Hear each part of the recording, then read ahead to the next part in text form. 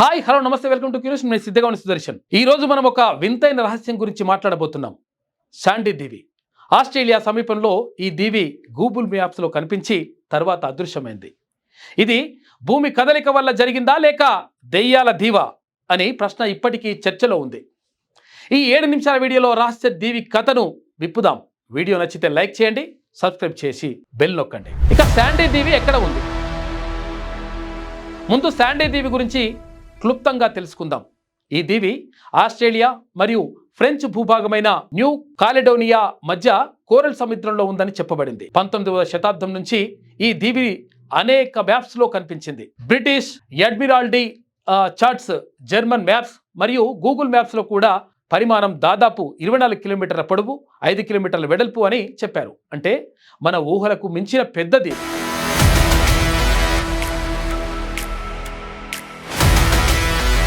1876లో velocity అనే వేట ఓడ ఈ దీవిని మొదటిసారిగా గుర్తించింది. అప్పటి నుంచి ఇది నావిగేషన్ చార్ట్స్లో ఉండిపోయింది. కానీ ఆశ్చర్యం ఏంటంటే ఈ దీవిని ఎవరూ నేరుగా చూడలేదు, కేవలం మ్యాప్స్లోనే కనిపించింది. గూగుల్ మ్యాప్స్లో ఇది ఒక నల్లటి బ్లాక్గా కనిపించేది, అంటే ఏదో ఉందని అనిపించేది. కానీ అసలు కథ ఇక్కడ నుంచి మొదలవుతుంది. శాండీ దీవి అదృశ్యం. 2012లో ఆస్ట్రేలియా సైంటిస్టుల బృందం సిడ్నీ యూనివర్సిటీ నుంచి మరియా స్టేటస్ నేతృత్వంలో ఈ దీవిని చూడడానికి బయలుదేరారు.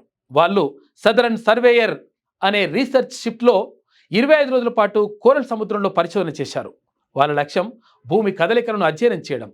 కానీ మ్యాప్స్లో శాండీ దీవి ఉందని తెలిసి దాన్ని చూడాలని నిర్ణయించారు. కానీ వాళ్ళు ఆ స్థలానికి చేరుకున్నప్పుడు షాక్ అయ్యారు. అక్కడ దీవి లేదు. దీవి ఉండాల్సిన చోట లోతైన నీలి సముద్రం మాత్రమే కనిపించింది. వారు లోతును కొలిచారు.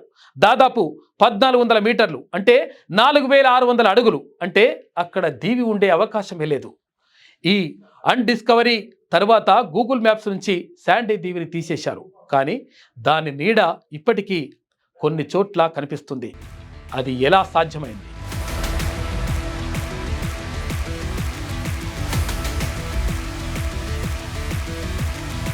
ఇక రహస్యాల వివరణలు. ఈ రహస్యానికి సంబంధించి ఏం కారణమై ఉంటుందని శాస్త్రవేత్తలు ఆలోచించారు. ఒక థియరీ ఏంటంటే శాండీ దీవి అసలు దీవి కాదు, ఫ్యూముస్ రాఫ్ట్ అనే తేలియాడే రాళ్ల సమూహం కావచ్చు. అగ్నిపర్వత విస్ఫోటనం జరిగినప్పుడు లావా వేగంగా చల్లబడితే గాలిబుడగలతో ఉన్న తేలికైన రాళ్లు ఏర్పడతాయి. ఇవి సముద్రంలో తేలుతాయి. 1876లో వెలాసిటీ ఓడ వాళ్ళు ఇలాంటి దాన్ని చూసి దీవి అని తప్పుగా భావించి ఉండవచ్చు. ఇంకో వాదన ఏంటంటే ఇది మనుషుల తప్పిదం. పాత కాలంలో నావికలు సరైనటువంటి టెక్నాలజీ లేకుండా మ్యాప్స్ చేసి రాసేవారు. అలా ఈ దీవి మ్యాప్స్లో చేరి డిజిటల్ డేటాలోకి కాపీ అయ్యింది. కానీ కొందరు అంటారు ఇది భూమి కదలికల వల్ల మిగిలిపోయి ఉండొచ్చు, లేదా దెయ్యాల దీవి కావచ్చు అని. ఈ చర్చ ఇప్పటికీ కొనసాగుతుంది. ఏది నిజమో ఎవరికీ ఖచ్చితంగా మాత్రం తెలియదు.